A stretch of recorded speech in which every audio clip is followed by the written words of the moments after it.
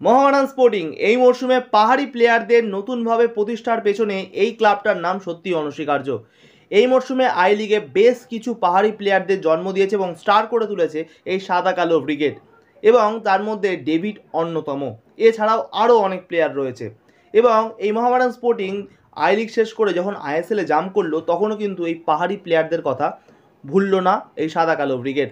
আর এর জন্যই দুজন তরুণ প্রতিভাবান পাহাড়ি প্লেয়ারকে টার্গেট করেছে তাদের আইএসএল এর জন্য এই সাদা কালো বাহিনী। প্রথম প্লেয়ারের নাম রোসোর জেলা। এই রোসোর জেলার বয়স কিন্তু ২৬ বছর, এবং এই ২৬ বছর প্লেয়ারটি কিন্তু ২৬ বছর বয়সী প্লেয়ারটি কিন্তু লেফট উইঙ্গার, রাইট উইঙ্গার পজিশনে খেলতে পারে। এছাড়াও কিন্তু মাঝমাঠটাও ভালো সামলাতে পারে, মানে ওপরের অংশে অনেকটাই দায়িত্ব নিতে পারে এই রোসোর জেলা। এই রোসোর জেলা কিন্তু বেশ কিছু বছর খেলছিল আইজল এফসিতে, আই লিগে ভালো পারফর্ম করেছে। তারপরে কিন্তু 2020 বা 21 সে কিন্তু চলে আসে নর্থ ইস্টে। নর্থ ইস্টে এসেও কিন্তু তার খেলার একটু অবনতি হয়নি। প্রচুর ভালো খেলেছে এবং ভালো খেলার চেষ্টা করছে, ইয়ং প্লেয়ার। এবং এই প্লেয়ারটা যদি মোহামেডান স্পোর্টিংয়ে যদি চলে আসতে পারে, তাহলে কিন্তু উইং থেকে একটা যে আক্রমণ উঠবে সেটা কিন্তু বলাই যাচ্ছে। ভালো ভারতীয় প্লেয়ার এবং ওপরের অংশে ভালোভাবে খেলতে পারে, গোছাতে পারে, এটা একটা কিন্তু ভালো দিক। এবং মোহামেডান স্পোর্টিং যা দেখেছে আই লিগে পাহাড়ি প্লেয়ারদের তুলে আনার ক্ষেত্রে তারা কিন্তু একটা অন্যতম ভূমিকা, এবং তারা কিন্তু পাহাড়ি প্লেয়ারদের চিনতে পারছে, মানে আসল যে হিরেকে সে কিন্তু চিনতে পারছে। তো সেই হিরেটাকেই কি আবার তুলে আনছে? রোসোর জেলার পা থেকে নতুন জাদু কি দেখতে পাবো আইএসএল মঞ্চে? সেটা কিন্তু সময় বলবে।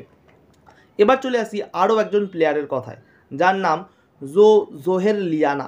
জোহের লিয়ানা এই মুহূর্তে কিন্তু অনেক প্রতিভাবান একজন প্লেয়ার আই লিগ মঞ্চে তার খেলা আমি দেখেছি, সত্যি দেখার মতন। আর তার থেকেও বড় কথা, অনেক ছোট বয়সী প্লেয়ার, মাত্র 24 বছর, এবং এই প্লেয়ারটি কিন্তু রাইট ব্যাক পজিশনে খেলে থাকে। এবং এই প্লেয়ারটি অনেকগুলি ম্যাচ খেলেছে, সম্ভবত 14টারও বেশি ম্যাচ খেলেছে আইজলের হয়ে, এবং তার মধ্যে কিন্তু 4টি গোলও করেছে আইজলের হয়ে। তো অত্যন্ত ভালো প্লেয়ার, ডিফেন্স থেকে নেতৃত্ব দিতে পারে, ওপরে গিয়ে গোল করতে পারে, হ্যাঁ, এবং ওপরের অংশে গিয়েও ভালো পাসিং ফুটবল কিন্তু খেলার অভিজ্ঞতা আছে, এবং নিজের ঘর বা ডিফেন্সটাকেও কিন্তু ভালো সামলে খেলতে পারে।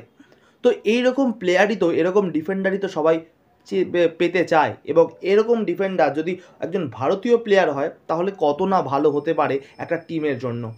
তো এই রোসোর জেলা এবং জোহের লিয়ানাকে শেষ পর্যন্ত সাদা কালো ব্রিগেড পায় কি না সেটাই কিন্তু দেখার বিষয়। কিন্তু একটা কথা সত্যি, যে এই দুটি প্লেয়ারের সাথে প্রায় 60% কথা এগিয়ে নিয়েছে এই সাদা কালো বাহিনী। দেখা যাক শেষ পর্যন্ত বা আইএসএল এর মরশুমে এই দুটি প্লেয়ারকে তুলে আনতে পারে কি না মোহামেডান স্পোর্টিং। আপনাদের কি মনে হয়? অবশ্যই কমেন্ট বক্সে কিন্তু জানাতে ভুলবেন না। এবার চলে আসছি ইস্ট বেঙ্গলের কথায়। ইস্ট বেঙ্গল একটা বড় খবর নিয়ে আসছে, কারণ তারা এবার টার্গেট করছে তাদের আইএসএল এর পরবর্তী মরশুমের জন্য তাদের ঘরের ছেলেকে এবং ভালো মানের ভারতীয় প্লেয়ারকে।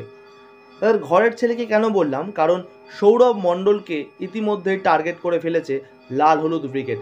এই সৌরভ মণ্ডল কিন্তু একসময় ইয়ং কেরিয়ার শুরু করেছিল এই ইস্টবেঙ্গল একাডেমি থেকে। এই ইস্টবেঙ্গল একাডেমি থেকেই তার কিন্তু সৌরভ মণ্ডলের যাত্রা শুরু। তারপরে কিন্তু আই লিগের বিভিন্ন ক্লাব, তারপরে গোকুলাম, তারপরে কিন্তু এই মরশুমে কেরালা ব্লাস্টার জয়েন করেছে, এবং কেরালা ব্লাস্টার তাকে কিন্তু পুরোপুরি প্রথম একাদশে খেলার একটা সুযোগ দিচ্ছে।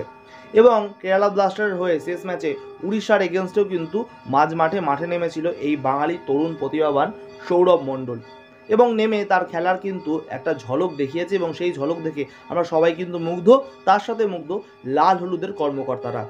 তার জন্যই কিন্তু একটা সোয়াইপ ডিলের অফার করলো এই সৌরভ মণ্ডলের সাথে, মানে কেরালা ব্লাস্টারকে অফার করলো, বলছে তোমরা সৌরভ মণ্ডলকে আমাদের দিয়ে দাও, তার বদলে এডউইন সিডনিকে আমাদের থেকে তোমরা নিয়ে নাও। এডউইন সিডনিও খুব ভালো প্লেয়ার, চেন্নাই থেকে আগত এই প্লেয়ারটি ইস্ট বেঙ্গলে বেশ কিছুদিন খেলছে এবং ভালো খেলছে।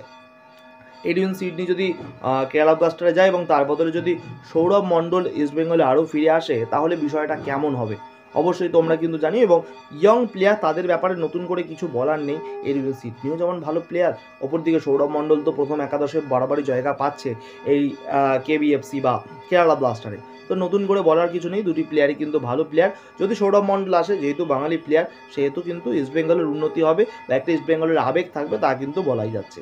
তো আবেগ নিয়ে ইস্টবেঙ্গলের প্লেয়ারদের, বাঙালি প্লেয়ারদের রাখা ইস্টবেঙ্গল বা মোহনবাগান বা মোহামেডান টিমে যারা মর্যাদাটা বোঝে, তো তাদের কিন্তু রাখাটা সত্যি দরকার। আর যদি এরকম প্লেয়ার পেয়ে থাকে, যেই এই তিনটে দলের মধ্যে একটি প্লেয়ার, তাহলে সেটা কিন্তু ভাগ্যের চাবিকাঠি। তো এই ক্ষেত্রে সৌরভ মণ্ডলকে কিন্তু নেওয়াটা অবশ্যই দরকার লাল হলুদ ব্রিগেডের জন্য। এবার চলে আসি আরও একটি প্লেয়ারের কথায়, যার নাম সাজাদ হোসেন প্যারে। সাজাদ হোসেন কিন্তু কাশ্মীরের প্লেয়ার এবং এই প্লেয়ারটি কিন্তু ভারতীয় প্লেয়ার। এই প্লেয়ারটাকে দেখলে তোমার মনে হবে প্রথমে বিদেশি প্লেয়ার, কিন্তু না। যারা আইএসএল এই মরশুমে ফলো করেছো তারা কিন্তু দেখতে পাবে এই প্লেয়ারটি কিন্তু হায়দ্রাবাদে খেলছিল। আর হায়দ্রাবাদের টিমের অবস্থা নতুন করে বলার কিছু নেই, তারা ভারতীয় প্লেয়ার দিয়ে খেলছে, তাদের একটুখানি ফাইন্যান্সিয়াল প্রবলেমের জন্য। এবং কিন্তু এই প্লেয়ারটাকে কিন্তু বেশ চোখে পড়েছে সাদাতকে, এবং সাদাত কিন্তু লেফট ব্যাকে খেলে থাকে এবং বছর কিন্তু খুবই কম, মাত্র 20 বছর বয়সী। তো এরকম প্লেয়ারকে যদি তুলে নিতে পারে লাল হলুদ ব্রিগেড, তাহলে তাদের জন্য মঙ্গল। এবং এই প্লেয়ারটার সাথে অনেকটাই কথাবার্তা চলছে রেড অ্যান্ড গোল্ড ব্রিগেডের। শেষ পর্যন্ত এই সাজাদকে পায় কি না সেটাও কিন্তু দেখতে হবে। আজকের মতন ট্রান্সফার মার্কেট এখানেই শেষ করছি। ভালো থাকো, সুখে থাকো, খেলতে থাকো ফুটবল, সাথে সব খেলাও। টাটা।